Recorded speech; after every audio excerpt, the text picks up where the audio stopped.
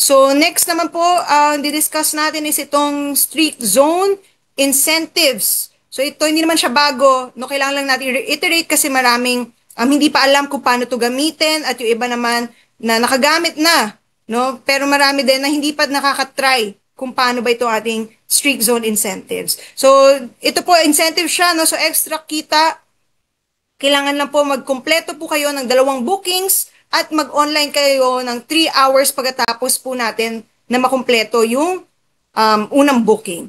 So, yung unang booking, kailangan lang po nandun sa loob ng streak zone area. So, meron po yan sa mapa na makikita natin. Anong area ba yung kailangan nating puntahan? Doon tayo kailangan kumuha ng unang booking. Tapos noon, yung sunod na booking na hindi na kailangan doon sa mismong area. So, pwede ng ibang-iba, sa ibang area na natin yon basta kailangan ang unang booking ay pasok doon sa mapa.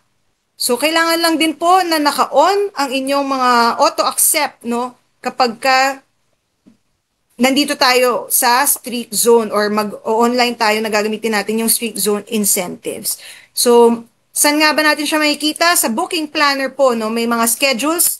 Yan, kasi mayroong mga 3 to 4, 4 to 5, 5 to 6. No, mamimili kayo doon kung aling streak zone yung pupuntahan ninyo. Diba kasi yan, para ito, Metro Manila CBD, so medyo malaki naman, no, yung area na sakop niya, no, pwedeng dun kayo kumuha ng slot.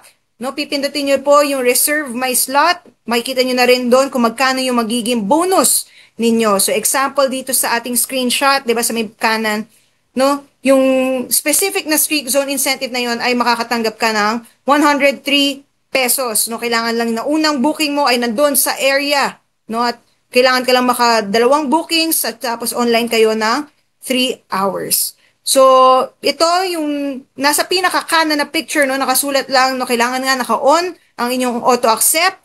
Kailangan hindi kayo naka-set D kung kayo po ay papasok gagamit nitong streak zone, no, incentive. At yung booking completion, meaning, no, na 70% dun sa 3 hours, no, ay may booking din kayo. At yung cancellation po ay 50%. So, pwede naman din may chance, no, na mag-cancel kayo. Hindi nga lang dapat na marami tayong cancel, no, kasi may 50%. So, ito medyo mababa yung requirement natin for cancellation. No, yan, yung online hours, 85%.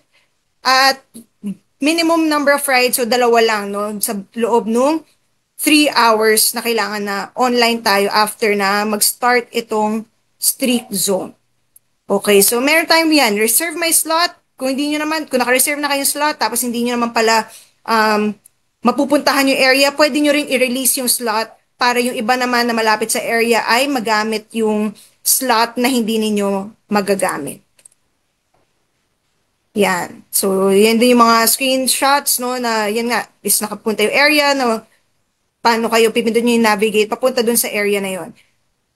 So, kung kailangan po natin no mag-CR, kasi nakasulat nga na hindi naman kailangan na buong 3 oras ay naka-online kayo, kasi possible nga no, kung kailangan ninyo magpahinga, kailangan ninyo mag-CR, no, merong specific number, which is yan nga, yung nakasulat dyan, no, maximum of 17 minutes in total. So, pwedeng mag-break kayo na mag-break na basta kailangan less than 17 minutes in total para makuha ninyo yung streak zone na incentive na yon.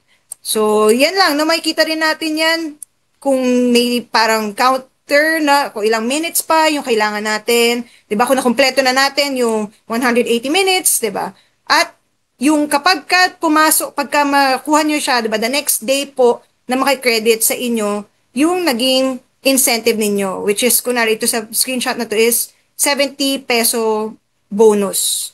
Yun. So, iba-iba. Iba-iba yung amounts, no? Depende rin sa area, depende sa oras, magkakaiba yung amounts nitong incentive na to. So, i-double check na lang po ninyo sa inyong booking planners.